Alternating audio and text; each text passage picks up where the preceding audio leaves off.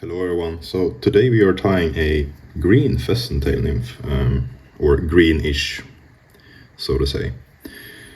I like to fish with this fly. It's one of my favorite pheasant tail nymphs and it's very easy to tie. So first off we just put the thread on our hook. Then we take a few fibers of coq de leon. You can see the type in the description below. So what I like to do is to have a flat thread and go backwards like that. Then I take my fingers and I try to get the coq de leon on the top of the hook, and then I do one more lap like that, and then we can take a dubbing needle, pull the fibers up, take your other hand, pinch, and then slowly pull so you get a better length on them.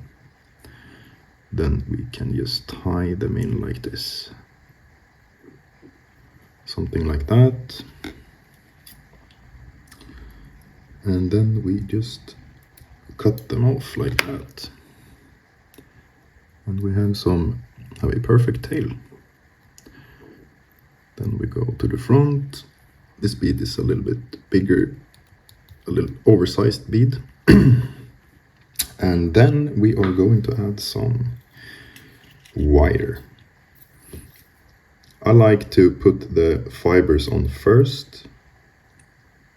It doesn't really matter the version you do, but that's how I do it for now.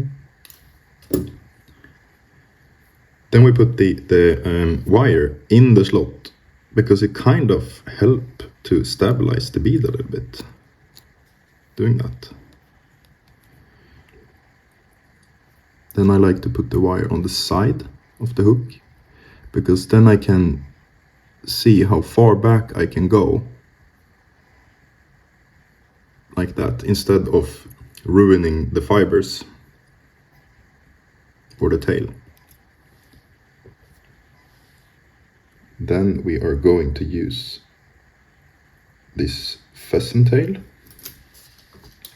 and this is not normal pheasant tail. It's called Lady Amherst, if I can say it correctly, but you can see in the description below what kind of material it is. Then I just tie in the material. There's a lot of fibers here, I just realized, but that's all good. Then we cut off the excess, go to the front. It's a little bit easier if you have an even body while doing this, especially for small flies. This is a size 16, so it's fairly small, but not too small.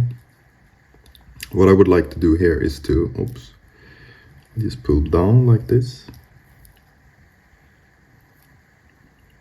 And then I start wrapping. And something I like doing is that when I do one lap, like this, I put my finger here. And then I grab it with my other hand and I do another lap, because that actually helps a lot. And I can keep tension on the material at all times, which is really good.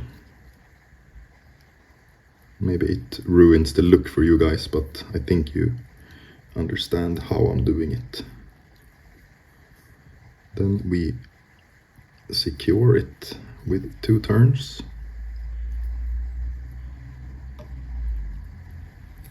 Like that. Then I like to put my finger here, pull the thread upwards a little bit.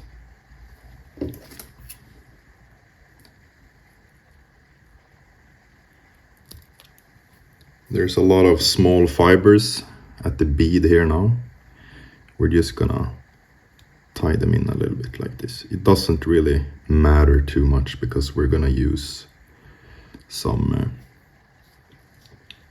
peacock dubbing, ice dubbing as color.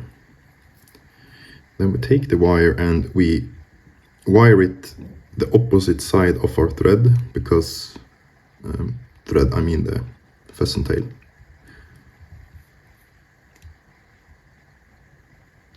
To make it more durable. And this pheasant tail works perfectly, pretty much anywhere. And the green tones is very effective.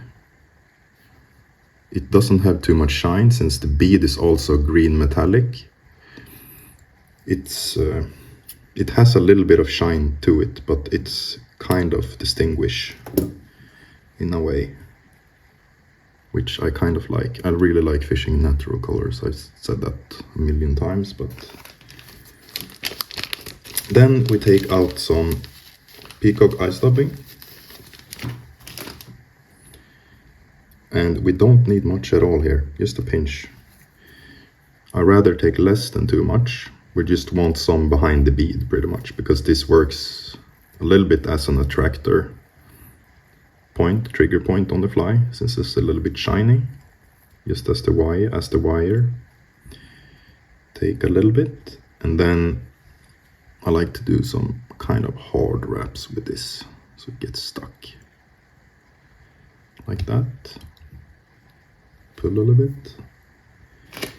And then we are going to whip finish, and we are done with the green pheasant tail.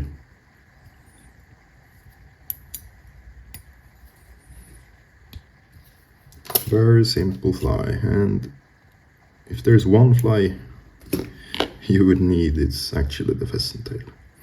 And you can see the fibers are perfectly aligned.